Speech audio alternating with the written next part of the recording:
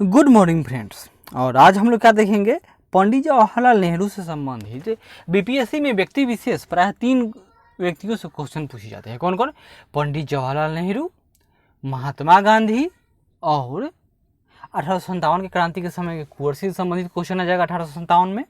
फिर बिरसा मुंडा से संबंधित आ जाता है संथाल विद्रोह के समय क्वेश्चन, और रविन्द्रनाथ टैगोर से संबंधित उनके बारे में क्वेश्चन आता है। ये सब किस में आता है? तो बीपीएससी के मेन एग्जाम में जो जीएस पेपर 1 है उसी में आज हम लोग पंडित जवाहरलाल नेहरू के बारे में जानेंगे कि आधुनिक भारत के निर्माण में नेहरू की भूमिका की समीक्षा कीजिए। बताइए कि नेहरू जी ने आधुनिक भारत के निर्माण में क्या क्या किया है, मतलब क्या समझेंगे हम लोग। जैसे हम लोग पढ़ते हैं कि नव हिंदूवाद के प्रवर्तक कौन थे, तो उनका नाम था दयानंद सरस्वती का नाम जाता है, या फिर कहा जाता है कि प्रच्छन्न या जो हिंदू के बारे में पूरी दुनिया को किसने बताया, तो स्वामी विवेकानंद ने बताई थी कि हिंदू इतना धर्म सर्वगुण संपन्न धर्म है, या बहुत कुछ। पुनर्जागरण के अग्रदूत भारत में किसको कहा जाता है, तो राजा राम मोहन राय को। राष्ट्रपिता महात्मा गांधी। इसी तरह आधुनिक भारत के निर्माता की संज्ञा किसको दी गई है, तो यह पंडित जवाहरलाल नेहरू को है। जो कुछ भी आज जितने भी जो भारत है आज का वर्तमान है, जो कुछ भी भारत में आधारभूत सुविधाओं का विकास हुआ, भले ही कम हुआ, लेकिन जो भी है वो सब किसके कारण, तो वो भी आज सब कुछ पंडित जवाहरलाल नेहरू के ही सपनों की देन है। ऐसा नहीं कहा जा सकता है कि केवल और केवल उन्होंने किया, लेकिन अगर योगदान की बात हुई, अगर योगदान में और सबसे पहला किसी का जब नाम आएगा तो पंडित जवाहरलाल नेहरू का ही नाम सबसे ऊपर आएगा। तो देखिए, आधुनिक भारत के निर्माण में नेहरू जी की महत्वपूर्ण भूमिका है। वे कई पाश्चात्य विचारधाराओं से प्रभावित थे, परंतु उनसे आक्रांत नहीं हुए। यानी कि वे प्रभावित थे, कम्युनिज्म समाजवादी इस सब से प्रभावित थे। आरएसएस नहीं, सॉरी, यूएसएसआर यानी जो आज का रूस है वो पहले सोवियत संघ के नाम से था, और वहाँ पर कम्युनिस्ट व्यवस्था थी, तो यह उससे भी प्रभावित थे। लेकिन वह भारत में उस तरह की क्रांति नहीं लाए थे जिस तरह की व्यवस्था रूस में, यानी अभी वर्तमान रूस या तत्कालीन सोवियत संघ में थी। यह चाहते थे कि भारत में समाजवाद आए, लेकिन डेमोक्रेटिक तरीके से, एक दूसरे नज़रिए से आए। इसलिए कहा जाता है कि यह आक्रांत नहीं हुए, ये इसको भारत के परिप्रेक्ष्य में ढाल कर लाए थे। इन विचारधाराओं को भारतीय दर्शन के साथ सामंजस्य नेहरू जी की स्वयं की मौलिकता रही। उदारवाद की पाश्चात्य अवधारणा ने नेहरू को सर्वाधिक प्रभावित किया।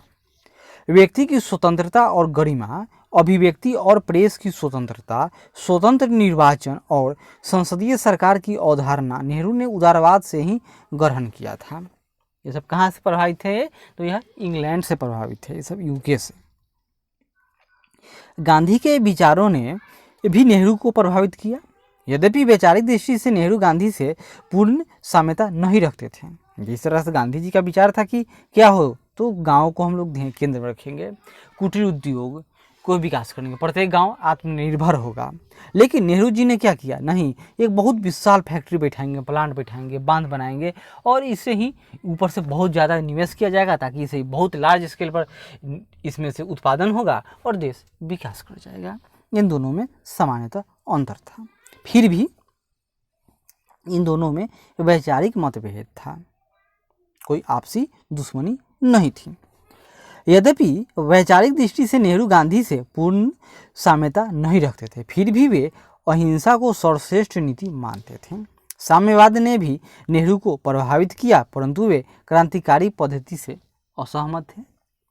इन सभी तत्वों ने नेहरू को आधुनिक भारत के निर्माण में उल्लेखनीय योगदान दिया। लोकतंत्र के विषय में नेहरू के विचार क्या थे? नेहरू ने लोकतंत्र को आत्म अनुशासन के रूप में देखा। लोकतंत्र ने नेहरू की आस्था का स्रोत उदारवाद एवं मानववाद में उनका विश्वास है। मतलब नेहरू जी को लोकतंत्र में क्या था, तो लोकतंत्र में नेहरू जी की आस्था थी, और वो आस्था का स्रोत क्या था, उदारवाद एवं मानववाद। उन्होंने एक ऐसी व्यवस्था की परिकल्पना की जिसमें प्रत्येक व्यक्ति को अपनी क्षमता के अनुसार कार्य करने का समान अवसर मिलना चाहिए। काम कितना करेगा, जितना उसको क्षमता है। परंतु नेहरू के लोकतंत्र की अवधारणा पाश्चात्य लोकतंत्र की अवधारणा से भिन्न है। डिफरेंस है। पश्चिमी अवधारणा में लोकतंत्र को एक ऐसी व्यवस्था समझा जाता है जिसमें कतिपय सरकारी संस्थाएं विद्यमान होती हैं। मतलब पश्चिम की लोकतंत्र में क्या है कि सरकारी संस्था वहाँ पर विद्यमान न होती है, कभी कभार हो जाए तो हो जाए। लेकिन नेहरू जी ने के लोकतंत्र में क्या है कि सरकार भी एक कॉम्पिटिटर की तरह काम करेगी। नेहरू के लिए लोकतंत्र जीवन दर्शन है। उन्होंने न केवल राजनीतिक समता पर बल्कि आर्थिक समता पर भी बल दिया। समाजवाद के बारे में उनका क्या विचार है? नेहरू मार्क्सवाद और कार्ल मार्क्स और लेनिन के विचारों से काफ़ी प्रभावित थे। वे राज्य द्वारा चालित और नियंत्रित अर्थव्यवस्था के पक्षधर तो थे, परंतु व्यक्तिगत स्वतंत्रता को अवरोधित करके नहीं। यानी समाजवाद तो चाहते थे, राज्य के द्वारा ही चालित और नियंत्रित अर्थव्यवस्था के पक्ष में थे। तभी तो भारत सरकार के द्वारा ही सरकारी जो जितने भी PSU है सबका जो स्थापना या इसका निर्माण कार्य कब हुआ? तो पंडित जवाहरलाल नेहरू के ही कार्यकाल में हुआ। लेकिन यह व्यक्तिगत स्वतंत्रता को अवरोधित नहीं करना चाहते थे। यानी कि सोवियत संघ की तरह नहीं कि सब कुछ सरकार का है, वो वाली बात नहीं है। जनता भी है, जनता की भी अपनी इच्छाएं हैं, वो जो चाहेगा वो करेगा। लेकिन साथ में सरकार भी लोक कल्याणकारी कार्य करेगी और सरकार भी उद्योग धंधों पर बड़े जोर शोर से उनका विकास करेगी। इसके लिए नेहरू जी ने आयोजन का मार्ग अपनाया है। यानी कि जो आज नीति आयोग है, पहले योजना आयोग, इस सब का ये नियोजन जो प्रक्रिया अपनाई गई देश में, सब कौन? तो पंडित जवाहरलाल नेहरू की ही देन है। उनका मानना था कि इस प्रकार व्यक्तिगत स्वतंत्रता को अवरोधित किए बिना समाज के लक्ष्य को प्राप्त किया जा सकता है। उनके इसी प्रयासों का परिणाम है कि संविधान की ढांचा में समाजवाद को अपनाया गया। मिश्रित अर्थव्यवस्था क्या होता है देख लीजिए। पूरी दुनिया में बहुत सारे देश है जहाँ पर कैपिटलिज्म है, यानी पूंजीवाद, जैसे अमेरिका, USA यानी कनाडा, ऑस्ट्रेलिया, सारे पश्चिमी देश। कुछ ऐसे देश हैं जहाँ पर मतलब पूंजीवाद में क्या सब कुछ फ्री है, बाजार ही प्रमुख है। और बहुत सारे ऐसे देश जैसे रूस, क्यूबा, वर्तमान में तो यही 2 देश है, लेकिन अब रूस भी नहीं रहा, पहले का सोवियत संघ था, जिसमें क्या थी कि सरकार ही सब कुछ है। सरकार ही नीति निर्माता, सब कुछ नीति निर्धारक, सामान उत्पादक, क्या उपजाना है, किसानों को क्या करना है क्या नहीं करना है, सब कुछ का निर्धारण कौन? तो सिर्फ और सिर्फ सरकार करेगी।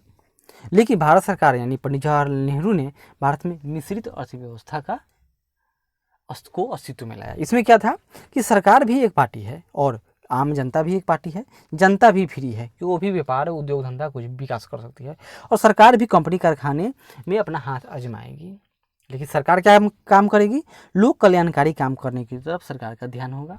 और प्राइवेट का काम क्या होगा? यह तो लाभ कमाने के लिए है, और इन दोनों में भी तालमेल बैठाने की कोशिश की जाएगी। यही कारण है कि भारत में मिश्रित अर्थव्यवस्था हो गया।